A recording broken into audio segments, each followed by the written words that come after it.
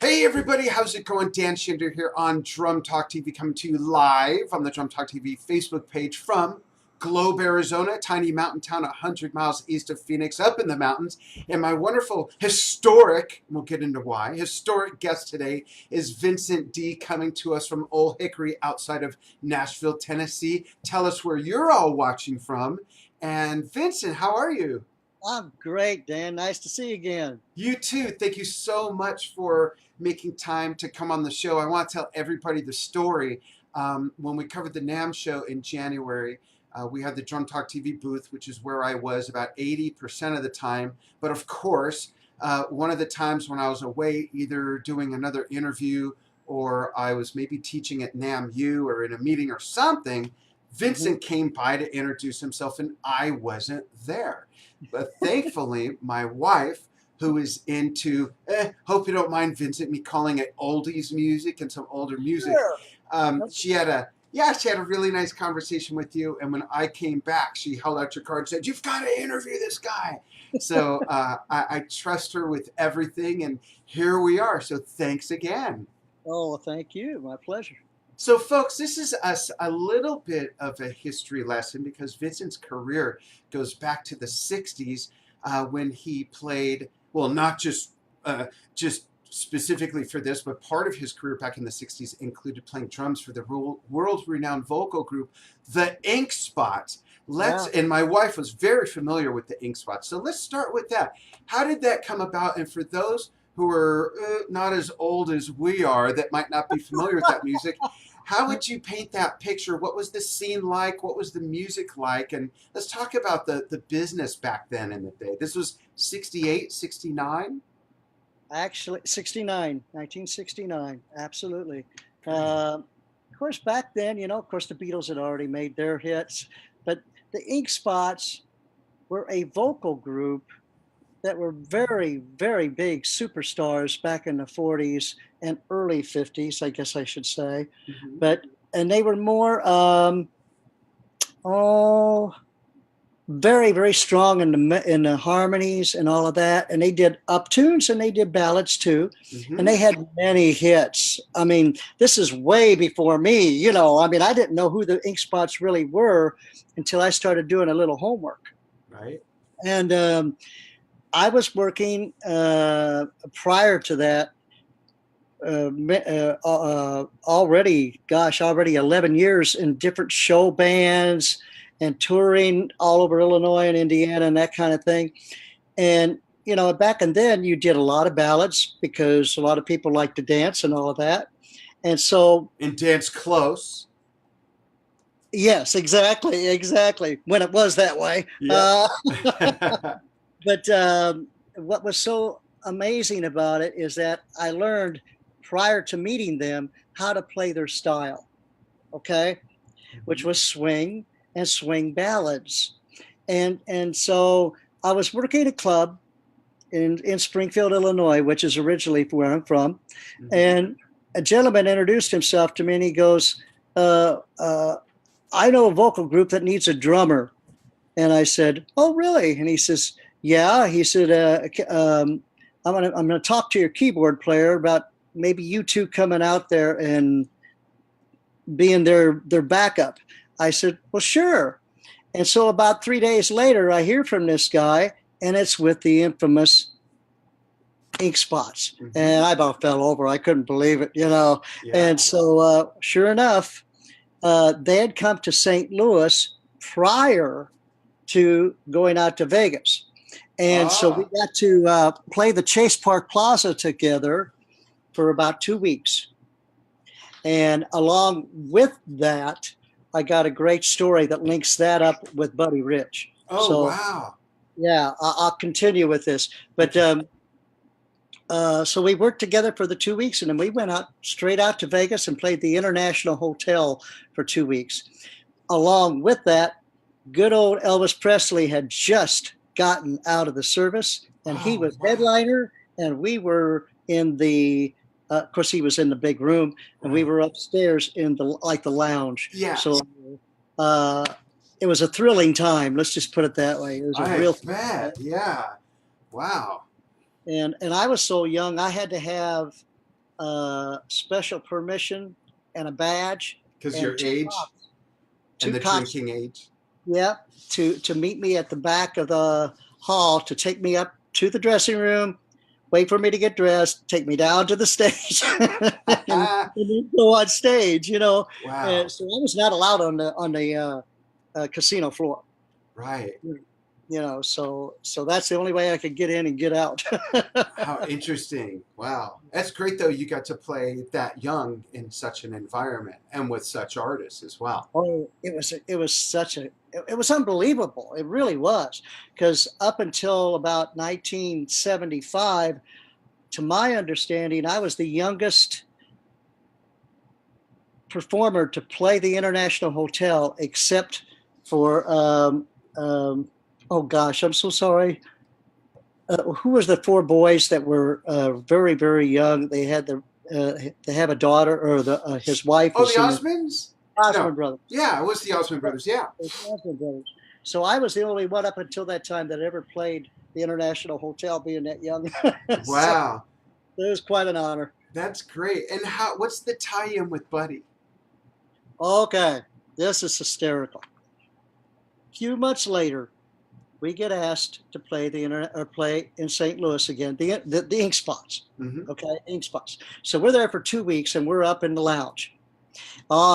And all of a sudden, the owner of the hotel comes in and he goes, "You guys got to move all your stuff downstairs." And I'm looking at him like, this is not how you usually do this, Right. maybe with a local band, but not with someone like these headliners. I said, "Well, what's going on?" He says, "You're opening for Buddy Rich." Wow. Open for Buddy Rich and his orchestra? Or the Yes, Buddy Rich band? yes, yes, the full Wow. Buddy Rich band. And I was never ever more petrified in my entire life than when I heard that. This was amazing to be able to even get to see him, Yeah. and then open up for him. Oh my goodness. Wow. Oh, so Buddy comes in.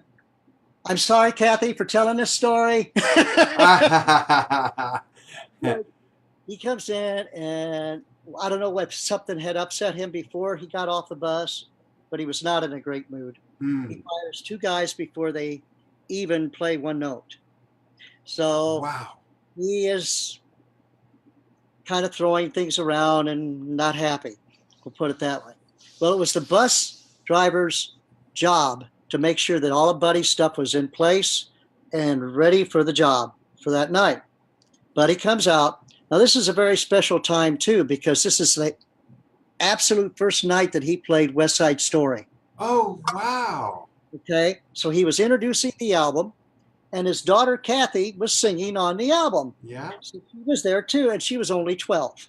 Wow. Okay, so I'm sorry to make this drag out like No, this. that's okay. It's a great story. Anything Buddy related is a great story. It was amazing.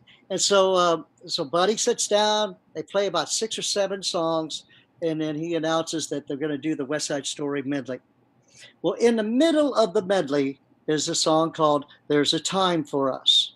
There's a time for us. It's a pretty ballad, da da da da da. And there's no brushes. Oh, wow. He is so upset.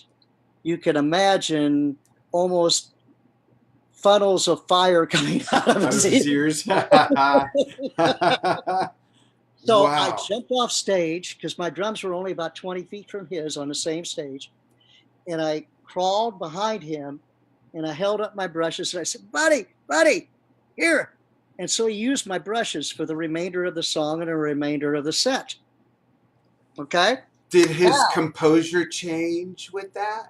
Oh, yeah. He seemed a little settled down, but you could tell that he was mad because it happened. Yeah. Things were not right. This is not the way it usually goes. Right. So the job's over that night. I'm about ready to leave, and I come up, and the band room door opens, and Buddy happened to see me, and he goes, "Kid, come here." And I thought, oh, I'm dead. Wrong brushes or something. Yeah, I'm done. And he said, "What are you doing tomorrow?" I said, what would you like me to do tomorrow? That's the perfect answer. Yeah. You know, and he says, at 10 o'clock, you be up in my suite. We're having breakfast. And so I got to go to breakfast with him and Kathy. Wow. What a great story. Thank you for sharing that. Oh I my think God. of all the Buddy Rich stories I've heard from friends and from artists that we've had on who saw him when they were younger and everything. This is like kind of the most personable story, I think. Oh, thank you. Yeah, I got that's another really good one neat. too. Back again, in Buddy's time, there was a drummer by the name of Barrett Deems. Yeah. Now, Barrett at that time was known as the world's fastest drummer. Wow, that's right. And I got to become friends with him by meeting him at a local music store. Oh, And I got to play for him when I.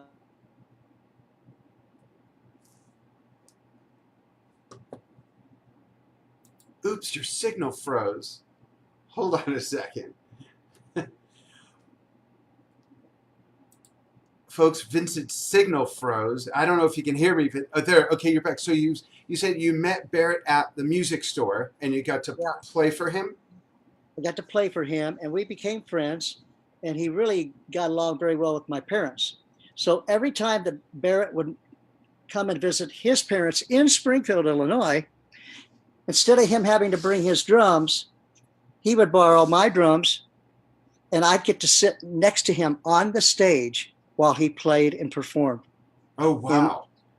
in Springfield, Illinois. Now, on top of that, of course, him and Buddy were very good friends. Right? So every time Buddy would come into town, I'd get a call at 3 o'clock or 4 o'clock in the morning. Penny, meet me down at St. Joe's over there. Buddy's in town. So sure enough, I'd go and meet him, and we'd sit on a bus and talk for 2 or 3 hours, or I should say, I'd let them talk. Yeah. Soak it all in, right? Oh yeah, it was just What an amazing experience for such a young musician that you were at the time. yeah. I was very blessed, Yeah. very blessed. That's great. And Hey, I want to, before we go on, I want to give everybody a taste of your playing. And I have a drum solo we're going to play just a bit of. So hang on. And folks, check this out. This is just a couple years ago. And watch how Vincent is playing this.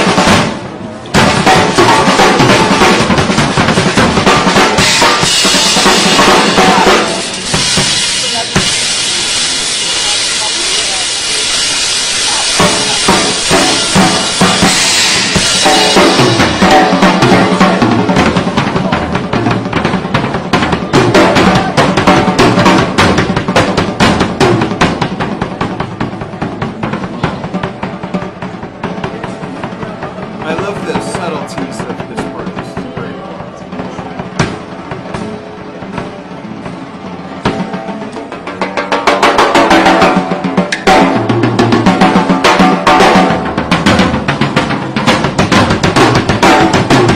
What's great about this solo, Vincent, is that you can see and hear there's certainly rock style drumming, but you could see and hear the jazz influence, which is, Oh of yeah, course, where a lot of the rock, came from. The early rock musicians like Bill Ward of Black Sabbath, Mitch Mitchell of Jimi Hendrix were jazz influenced drummers. Even John Bonham, his biggest influence, other than Gene Krupa, was probably Max, because Max's drumming, if you watch it, he's doing things that John Bonham later, Max Roach, made famous. So I see that in your playing as well, and it's all also so smooth, which is great.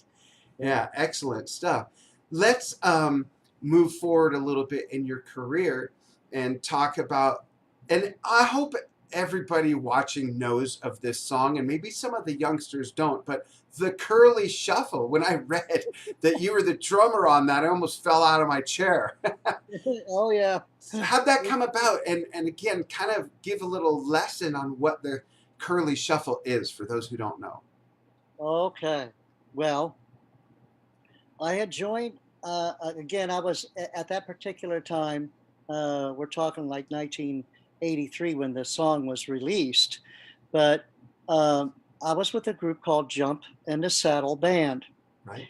And we were literally the only country swing type of band in Chicago. What an oxymoron that sounds like. Country swing. That's like blast beat polka. but I totally get it. Oops, and you froze again. Sorry. Hold on, folks. I'm sure his signal will come right back. It's probably my fault because we're up in the mountains. So Vincent, if you can hear me, hang on just a moment, and hopefully maybe tap the side of your computer or something. Oh, darn technology. Let's see. And I'm clicking on his screen thinking that, hey, maybe that's going to help it. Oh, there, now you're back. Okay. Sorry about that. So country swing, which is a wonderful oxymoron to a degree, unless you really understand it. But go on and talk about the Jump in the Saddle Band. Well, they were an all original music band. Mm-hmm. Very, very unique. They weren't really necessarily out to make, to get a record deal. They were just an absolute wonderful band.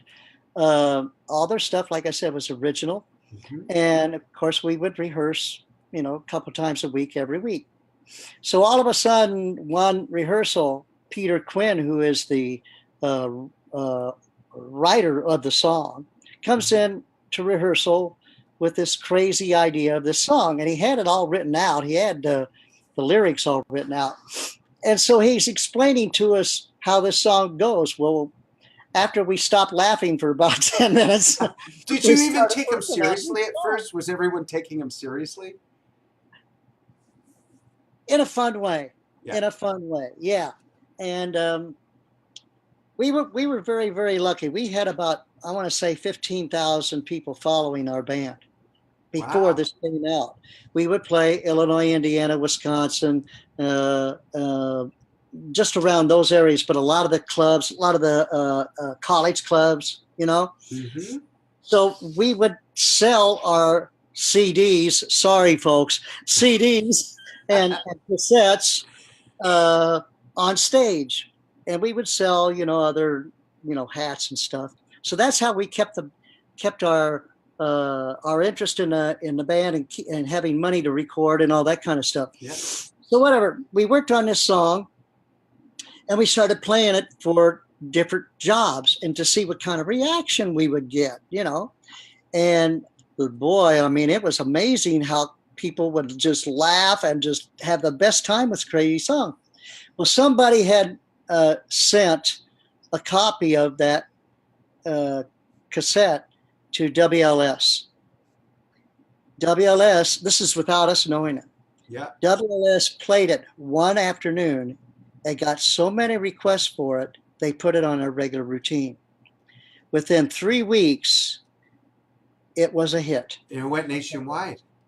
I was 2 years out of high school living in the Los Angeles area in the San Fernando Valley. And I remember when it broke because my drum tech actually, who was with me for like 20 years, was a huge Three Stooges fan. And so he turned me on to it and wow, what a riot. Oh, yeah. I mean, up-tempo shuffle like that. It was so much fun to watch people play. Get out there and dance and impersonate the Stooges, Yeah. But I'll never forget, we had like 4 or 5 different offers from different record companies to buy the song, buy the rights for the song. Now, until this, when it started getting famous, we sold the song ourselves through the Stooges estate. Oh, really? Okay, so it was only available in like a little 45, and we sold it for like $2 $2.30 or whatever. Mm-hmm. So we didn't even dream of, causing any copyright or any of that kind of problem. BS. So whenever this song gets to be a major hit, we get an offer from Atlantic Records to make an album. Wow. Wonderful. So we made the album. The album is released. It gets up to number 15, I think. And then we get sued by the Stooges estate. Okay. So that kind of took that 9 months of fame and kind of Yeah. brought it down. Yeah. But in part of it was that, in part of the agreement is that they would let it run its course, but they had to afford the video for the Curly Shuffle. Mm-hmm. And so they did, and that was on MTV and Yeah. One and all of that, Yeah.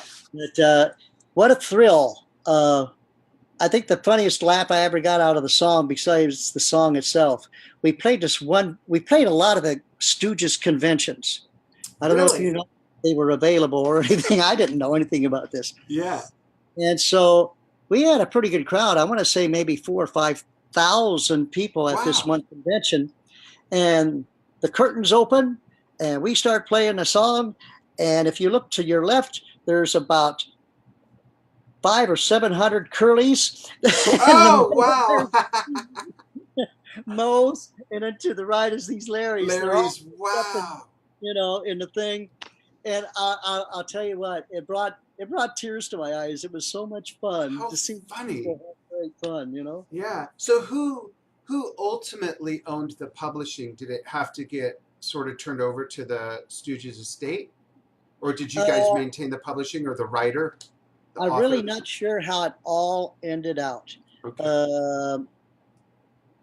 They were still performing the song after I left and moved to Nashville. Mm-hmm. And then I joined Brenda Lee for 10 years. Yeah. But I think that it was part of the deal that Atlantic Records probably ended up owning the rights. Okay. Somehow with the Stooges estate. I'm not sure. And all that legal stuff aside, what it did is it really got your guys' name out there. Oh, bingo. As a major single, which is great. That's such a great story. I want to take a quick moment and look at the comments. I'm monitoring the show on another computer, and I want to see where, I always love to see where people are watching from and who's watching. Oh, Kate Delaney is watching. I don't know if you're a sports fan, Vincent, but Kate Delaney is known as the sports princess. She's the most well-known female sportscaster. I interviewed her recently. Kate, thanks for joining. Kevin Feeney of Creative Percussions. Mark Tomlinson, thanks for joining us. Gil Cervantes, I have no idea who the F that is. Just kidding. That's our number 2 guy on Drum Talk TV production work. Chris Gordon says, hello, Vincent and Dan, checking in from Chattanooga, Tennessee. Awesome. Nice. And Michael St. John, a great show on drumming. He runs drumline.net, says that Vincent is a very sweet man. I believe you've met Michael then, which is great. Let's see. Chris Gordon says that you mean, going back to the Elvis story, that there was a lot of good scenery there when Elvis was playing the same room. That's a good way to put it. Awesome. Yeah. People watching from all over. And like we talked about a little earlier, you're still active. And I love the variety of genres of music you've been playing. So we went from the Ink Spots, who were popular in the 40s and 50s. Then you went from the Jump in the Saddle Band, swing, country swing. The Curly Shuffle, Brenda Lee, as you mentioned. And now, as an active musician, you're playing in a 15-piece big band? Yeah. That's awesome. Tell us about that. They are the greatest bunch of guys. When I was on the road, I don't mean to back up a little bit here. That's okay. When I went on the road with an international trumpet player by the name of Ray Anthony. Yeah. Now, he had not quite a 15-piece. I think there was 12 with us, plus 4 girls. But I hadn't got the chance to play that type of swing and be in charge of a band like you are with a big band compared to a 4 or 5-piece other band, Right. and something else. So whatever. Um, There's more babysitting involved. yes, definitely. So And herding more cats. definitely, you feel like you are in the seat of a wagon, holding all these people together, But Yeah. oh, it's magic. It's just absolute magic. But got to uh, I don't remember how it came about, but I heard that they were looking for a player, and so I went down there during a rehearsal and kind of sat in for a couple songs, and it was like, wow, I forgot what this was all about, man. This is cool because I played country so much prior to that, and in R&B too, along with that. Right. Uh, so it was kind of like a reboot of learning and really smartening up my reading abilities. Oh, yeah. And once you, I kind of feel like if you can hold a 15-piece band together, you can do just about anything. Yeah, You know, absolutely. because the approach is just so much different. You've got saxes that uh, are able to play a little bit ahead of the beat. Uh-huh. All trombones play behind, Right. and you're dead center. Yeah. So you're trying to hold all of this together because that's how they naturally play and how they naturally approach their instruments. Right. So you're kind of like the grand guy, up there holding everything together, making sure that not only feels good, but that it sounds right, and when Absolutely. things don't go right, you snap them together, boy, and you get them together. Yeah, yeah, absolutely. And do you guys tour? Do you play locally, It's really regionally? more locally because with a 15-piece band, it's very expensive, as Yeah. Buddy would tell you, Yeah. or anybody that would tell you. Plus, they're all seniors, if I Hmm. can put it that way, Sure. where they've got all families and stuff like that. They don't want to be out, and away from their families. Yeah. I'm a Uh, senior, and my wife and I are happy that we're out and away from our families. I'm kidding. We have kids all over the place, and That's we moved. wonderful.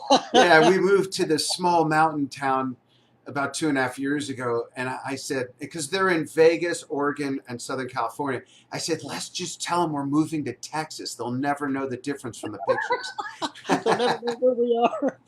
Yeah. Well, I've got relatives in Black Canyon. Oh, really? Yeah, Oh, and beautiful. my grandparents were from Phoenix, so they lived right in Phoenix itself. Oh, For nice. many years. Yeah, Yeah, I great. love it.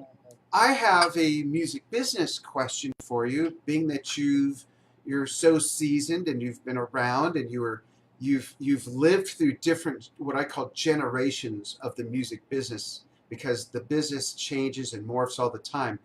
When you think about what was going on in the mid and late 60s, when you were getting your big breaks and playing with all these phenomenal artists, and thinking about what's gone on, currently in the last 5 years or so, what's one of the things that you'd like to cite as one of the biggest changes in the music business now compared to back then?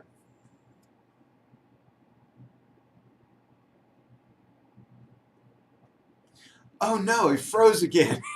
I thought you were pausing to think of an answer. Okay, hold on, folks. Be patient. The signal's going to kick back in any second. And Vincent, if you can hear me, just hang on a quick moment. Gil's just shaking his head.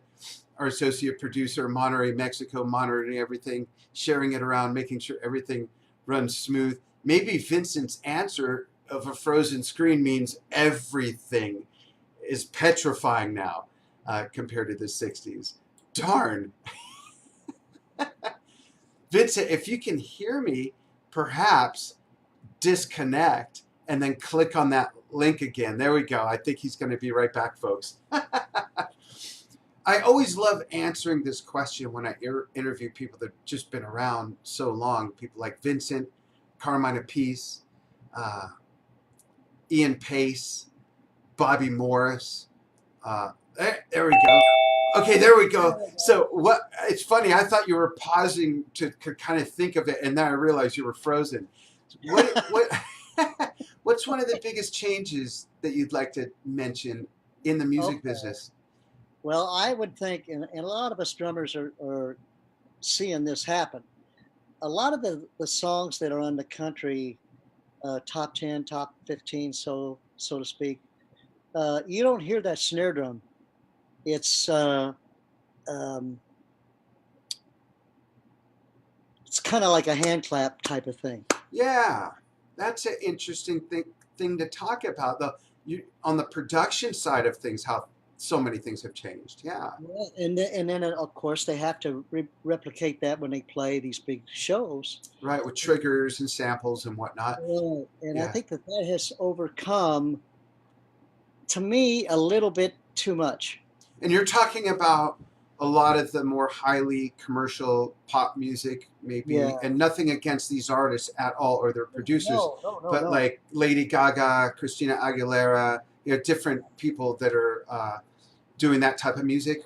Yeah. No, no, absolutely nothing against them. It's Yeah. just that I think it almost sounds like they're all using the same track. Yeah, the There's same no set of variety sounds and to it. whatnot. There's not enough variety to it. And of course, that's drummers talking about drummers, okay? Right, and You gear know, and the sounds and production. right? And with all the variety that we have out there, and especially, uh, uh, you can incorporate all those great electronic sounds in there. But I would like to still hear that good old snare in there, Yeah, because that's the pulse of that whatever song that you're playing. yep, And it has a tendency to me to make it a little weak. gotcha. You Waters know, down the feel in some yeah, ways. Yeah. yeah. So I'm sure I'll get a lot of flack on that one. Hey, and that's okay because we all like different things. Some of us like everything, and I've met a few that like nothing, and that's a whole other story. Yeah, yeah, for sure, for But sure. that's great. So I have. I'm just peeking at the comments real quick. Tim Bragg, one of my English friends who lives in France. Oh, Bonjour, what? Tim. He says Big band info is spot on. Loved the Buddy story too. For Dan, I love the mini conga on your bookshelves. Oh, right back there. Tim, we'll You have can to send jam in. online sometime. We've got Ashish from Nepal, Kenneth, Paul, Carlos. Thank you so much for chiming in. Let us know where you're watching from. And my last question, I always love to ask this of all my artists that we have on. This is the Vincent Dee fun fact. So when you're not rehearsing, when you're not performing, when you're not recording or teaching or having anything to do with music, what do you like to do? I am a videographer and a photographer. I love photography. Wow, I had no idea. Yeah. I was so lucky in a sense when I was with Brenda all those years. We went to Japan 3 times, 30 days each.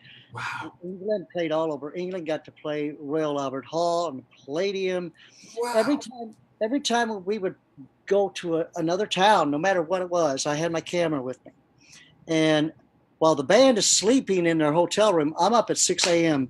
and I want to see this country, this city, or whatever. I probably got a good 5,000 pictures of wherever I've gotten to go. Wow. And what And, time period was this, especially with Brenda Lee? I was with Brenda Lee from 1986 to 1994, Wow. and we went everywhere. I just want to mention a side note to that that's related. You mentioned you'd get up really early, go see the city. I think what a lot of music fans who are not or have never been touring musicians, what they don't understand is that a lot of time an artist or a band, they pull into a town, they unfold out of the tour bus, and they go into their hotel, and then they get to sound check, and then maybe there's a meet and greet, and then there's the gig, and then there's something afterwards. Maybe it's back to the hotel, and then they're out of that city.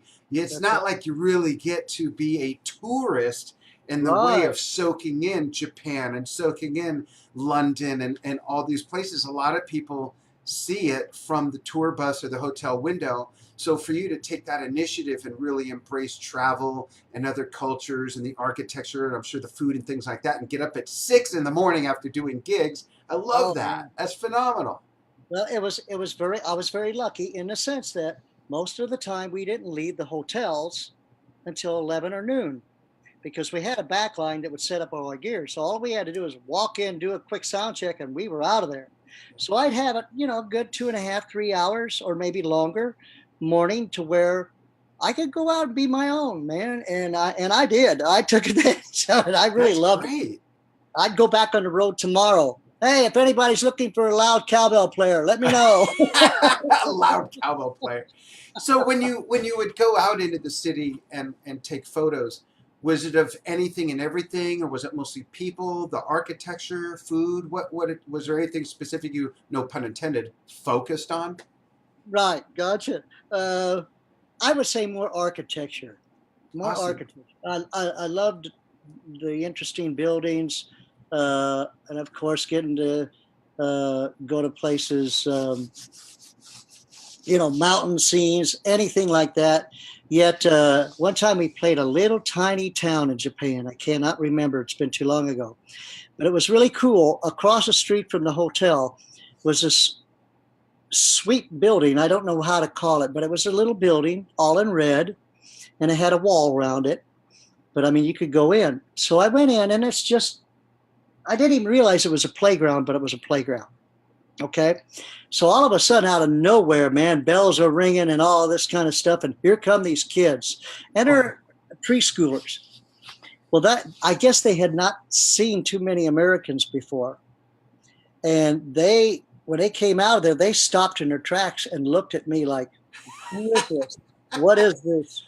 And the girls would stay on the left side and the boys would stay on the right side. They would not go mingle with each other. that's great. And so I tried to get them to stand with each other to take a picture. And I finally did. Oh, great. It was really cute. It was just one of Yeah, those very special moments. that's And then awesome. all of a sudden the teacher comes up and she introduced herself. Uh, and she said, domo arigato, thank you, bye, Yeah. good night. And I'm going, arrivederci. That's great. I'm Italian. That's But awesome. I've always been known as Vincent Dee, Hmm. D-E-E. Uh, Tell everyone how to pronounce your actual last name. it's really more simpler than what it looks. It's Yeah, Di Giovanna. yeah. Di Giovanna. It's a slight Uh, Italian influence there. yes. Yeah. Italian, Irish, and I don't know what else is in there, but it's gave me a good life. That's awesome. Vincent, I want to thank you again for taking time to join us. And folks, if you joined the interview after it got started, or if you're watching this on the archive, please go back to the beginning and listen to Vincent's stories. He's got a great, great Buddy Rich story, unlike one I've ever heard, which is fantastic. And a young Kathy Rich. Hi, Kathy, if you're watching. Hi, And, Kath. yeah, and I also want to mention the reason I didn't drag my wife in here to say hello to you again is because she's not here. So So, I'll make sure that she sees the interview. She was very excited to meet you, and of course insisted I have you on, which was a great idea. And oh, stay on the line after I disconnect from Facebook Live. And everybody, thank you so much for joining Vincent and myself here on this Drum Talk TV live interview, or on the archive if you're watching on the archive. And thank you for following what we do. We really appreciate it. A lot of other great interviews coming. We got another week here in March if you're watching it live, and then of course some really great stuff in April. And we will see you all soon. Thank you so much, everybody. take care, Dad.